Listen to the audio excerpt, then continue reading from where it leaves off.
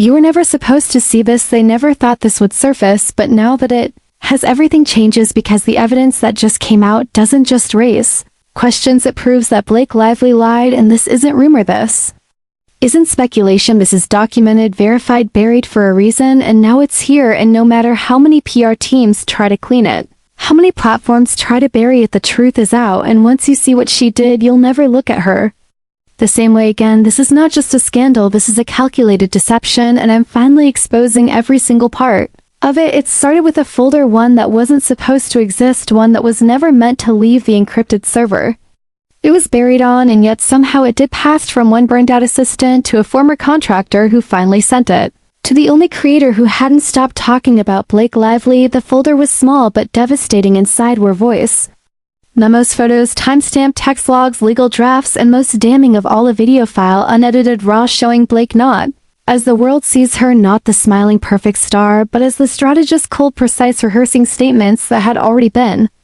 released weeks earlier, word for word, and the implications were immediate. Everything she had denied, everything she had dismissed, everything she claimed to be false was suddenly backed by footage and files, and the creator who received it didn't post it. Not at first. They studied it, verified it, showed it to lawyers who all said the same thing: if you release this, your life will change. And it did. The moment the first frame leaked, the backlash was brutal, not against Blake, but against the creator. Accusations, insults, threats, the usual weaponized outrage.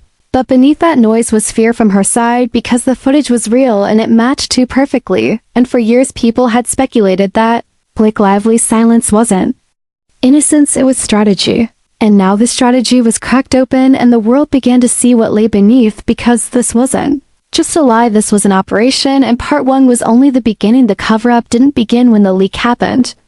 It began long before that, in conference rooms with no cameras, where digital teams and legal advisors sat across from each other, crafting a playbook not for protection but for manipulation. The documents in the folder showed how Blake Lively's legal team had quietly partnered with digital crisis managers, and those teams weren't just watching platforms, they were inside them, identifying creators, monitoring keywords, flagging videos before they even finished processing, and most terrifying of all, coordinating with third-party agencies to ensure that anything remotely critical of her was either buried or never seen at all. The strategy was outlined in chilling clarity. They would pre-write responses before allegations even surfaced.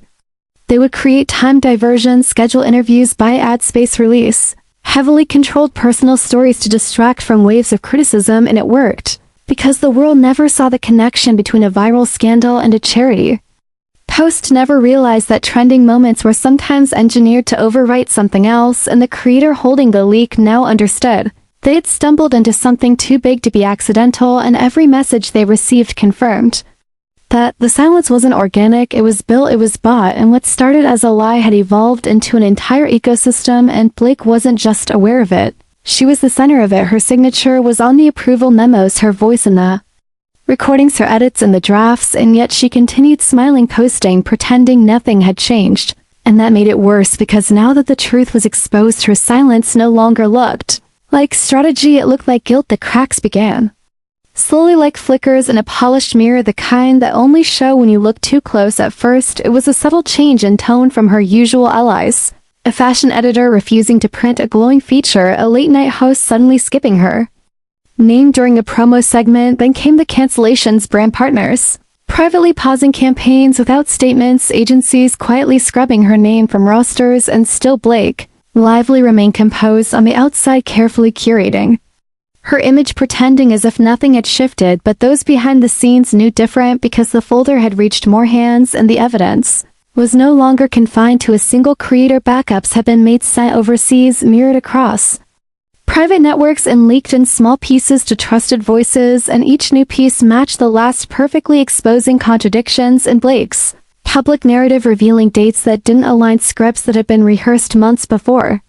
she claimed to know about anything, and the public started noticing inconsistencies. Old interviews didn't sound the same anymore, previously ignored statements now rang hollow, and while her fanbase tried to defend her, many began asking real questions that couldn't be silenced this time.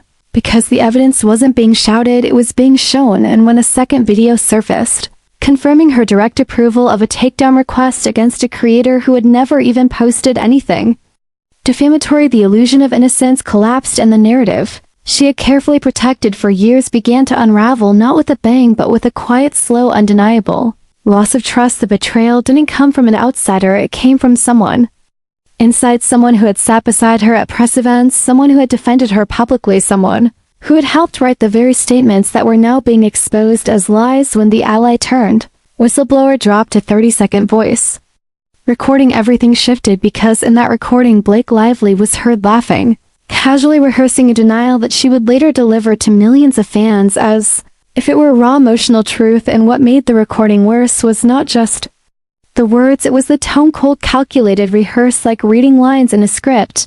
And once the recording leaked, the floodgates opened. The former friend released chat logs showing coordinated messaging plans, lists of creators flagged for suppression, internal nicknames given to whistleblowers, and even a digital mood board created to spin Blake's image as a misunderstood victim in case the truth ever surfaced. And when asked why they were coming forward now, the whistleblower said only one thing: because I believed her. And I was wrong. And that one sentence detonated across every platform because it wasn't said by a hater. It wasn't said by a stranger. It was said by someone who once trusted her more than anyone. And suddenly every apology she'd ever given looked like performance. Every denial like choreography. And while her team scrambled to claim it was edited, to claim it was misunderstood, other insiders began stepping forward, each one with their own sliver of truth. And those slivers began to form a full picture, a picture of a woman who didn't just lie, she planned the lie. Who didn't just protect her image, she built a fortress around it, with other people's silence, and now those walls were crumbling. From the inside out, the shift in power came not with a verdict but with a single move, a counter-filing by a group of creators who had been silenced, flagged, punished for simply speaking, and this time they weren't alone. They were backed by a coalition of digital rights attorneys, independent media watchdogs, and private firms who had been collecting data for months, building a case not just against Blake Lively but against the structure that protected her. The case included metadata from video removals, internal moderation, timestamps, whistleblower affidavits, and most damning of all, a chain of correspondence that linked her legal team directly to suppression requests sent before any content was ever published. And when the lawsuit hit the public docket, it sent shockwaves through every digital platform name, because now there was proof that the censorship wasn't algorithmic, it was intentional, and her name wasn't an allegation anymore, it was part of official legal records. And while her lawyers released a carefully worded statement claiming all actions were taken to protect her safety, the evidence showed otherwise. Creators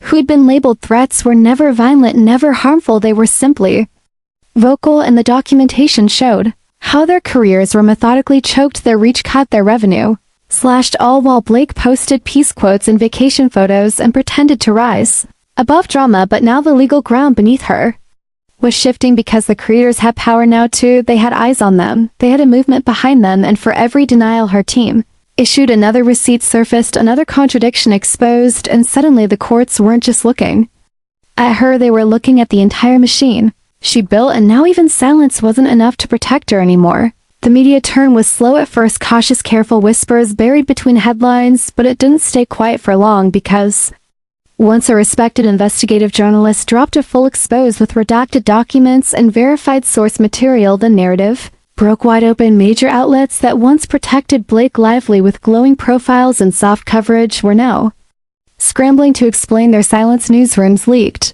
internal memos revealing that stories about her were killed without explanation, blacklisted by editors with undisclosed connections, and suddenly the people realized they had been watching a cover-up, not just from her team but from the outlets they trusted to deliver truth. The exposed didn't speculate, it listed it, showed side-by-side comparisons between her official statements and the evidence in the leak. It proved that interviews were staged, scripts were reused, emotions were rehearsed, and public sympathy had been manufactured with clinical precision. And once the public saw that sympathy turned to suspicion, influencers began shifting tone, deleting past offenses, revisiting old videos, and openly questioning what else had been hidden. And while Blake remained silent, her silence now felt strategic, no longer graceful, no longer composed, and what she didn't say began to say everything. And the storm grew louder because now she wasn't just trending, she was unraveling. Her name, once untouchable, now dragged into every conversation about digital manipulation, power abuse, and creator censorship. And while her inner circle shrank and her legal team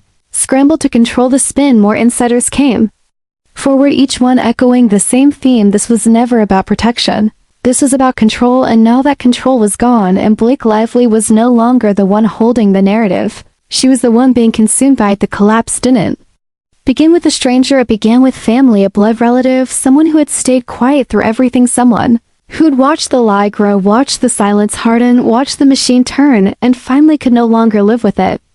Confession didn't come through a press conference. It came in a cryptic post, a now deleted message that simply reads, "She knows what she did, and I can't carry it anymore." And it wasn't long before sleuths connected the dots, verified the identity, matched voice memos, and discovered that this person had been present during key moments of the deception, that they had been there when the first denials were crafted, when the creators were discussed, when the suppression tactics were approved.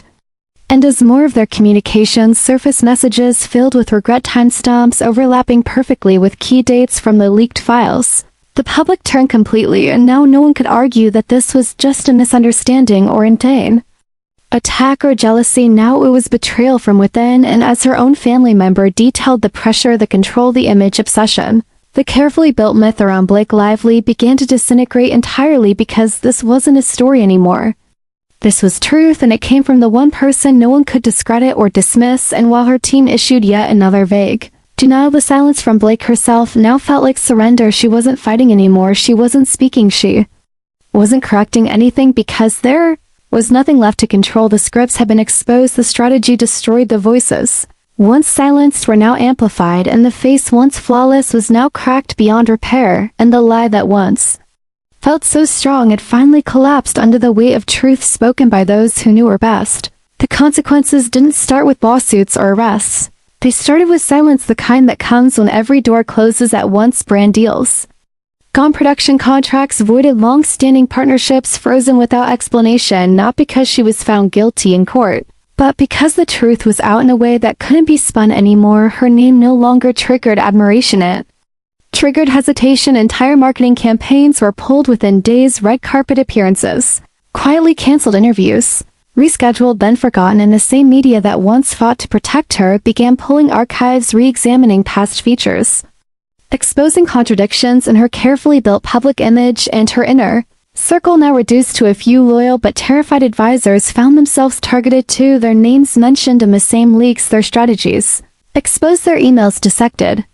And what once felt like a fortress began to feel like a prison, every move monitored, every post attacked. And while some expected Blake to issue a redemption speech, a last-ditch attempt to reclaim the narrative, she stayed quiet, perhaps hoping it would all die down, but it didn't. It spread further, because creators across platforms, now united, began documenting their experiences, building timelines, connecting patterns, and sharing receipts, not with rage but with precision. And the more they showed, the more undeniable it became, and suddenly public sympathy turned into public demand for accountability, and that demand reached the platforms, the moderators, the agencies, and one by one statements began to appear, short, vague acknowledgments that mistakes were made, that policy was violated, and all of them pointed back to the same source, the same name, the same carefully controlled brand that now stood at the center of a collapse. And for the first time, the world wasn't asking if Blake Lively lied, they were asking how long everyone else helped her do it. The silence was broken by the one voice no one expected, the creator whose channel had vanished, the one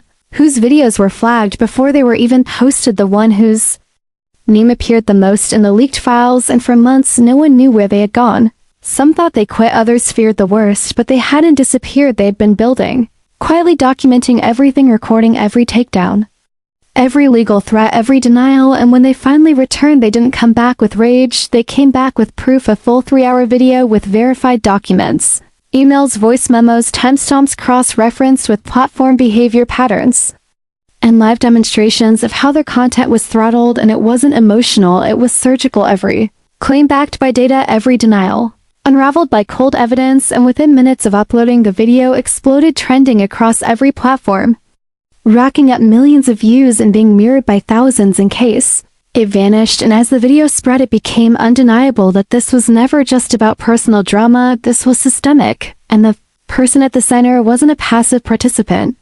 She was the architect, and suddenly people who had once defended her out of loyalty or fandom were quiet because they couldn't argue against what they saw. And while Blake Lively remained Hidden her silence now screamed and platforms once complicit.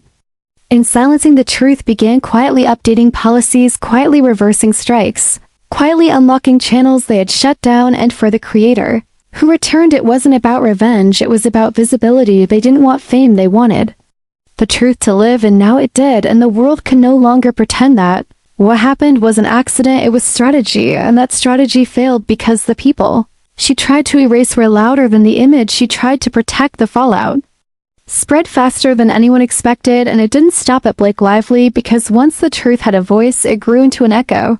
And that echo reached places it was never meant to touch. It reached the boardrooms of global brands that once flaunted her face on their campaigns. It reached legal firms that drafted her statements, and it reached executives who had taken quiet payments to push her version of the story, and now those names started appearing in the margins of reports mentioned in Hanbin.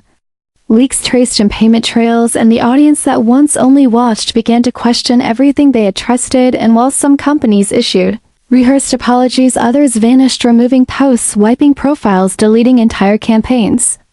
Like they had never been involved, but the internet remembered, and every attempt to hide was met with digital receipts, timelines, reposted conversations, resurfaced, and creators were no longer afraid to name names because this was no longer about a celebrity, it was about a system. And when another influencer stepped forward with voice memos of a meeting where a platform rep admitted they were pressured to hide negative content involving Blake, it became clear this wasn't a mistake. This was coordinated, and global news outlets finally joined in, not with soft stories, but full-scale investigations, each one confirming what had already been shown by the community, that the silence around Blake was bought and enforced, and that dozens of others had participated knowingly, and now even those who had once stayed quiet to protect their careers were speaking because the backlash of complicity was louder than the backlash of truth. And while Blake's social media remained a hollow echo of old photos and muted comments, the world had moved on, not from the scandal, but from her entirely. Legacy is a word that used to surround Blake Lively like a golden aura, something polished, something untouchable, something designed to last.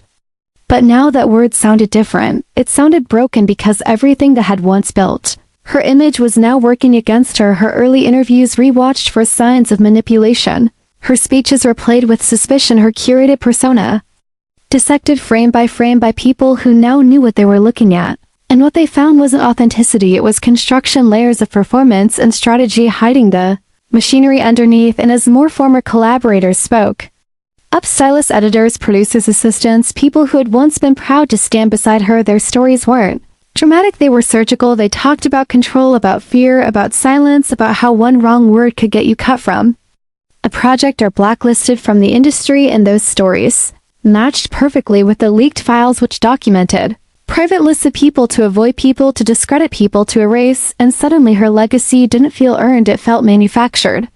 And that realization hit harder than any headline, because fans who had loved her, who had defended her, who had shaped their own identity around hers, now felt betrayed, not just by her actions, but by how long they had gone unnoticed and unchallenged. And as institutions that once celebrated her quietly distanced themselves, her legacy didn't disappear, it just shifted. It became a warning, not an inspiration, a lesson in what happens when truth is buried beneath image, and when that image finally shatters, the silence that remains is louder than any lie she ever told. The system wasn't supposed to break, it was designed to protect itself, to adapt, to spin, to distract. But the weight of what Blake Lively set in motion was too heavy, the lies too layered, the evidence too overwhelming, and now cracks were showing, not just in her image, but in the foundation that held it up. Policy teams at major platforms were exposed, moderators under anonymous aliases were linked to targeted removals, executives were pulled into emergency reviews, not to fix the issue but to cover the trail. And when internal Slack messages leaked showing conversations about suppressing creators who used Blake's name in their titles, the truth could no longer be denied, and platform neutrality was shattered. And what had once been passed off as algorithm failure or coincidence was now being called out for what it truly was: coordinated bias. And the public, who had grown numb to digital scandal, finally reacted with purpose. Users deleted apps, influencers stepped away, partnerships collapsed, and those who once ignored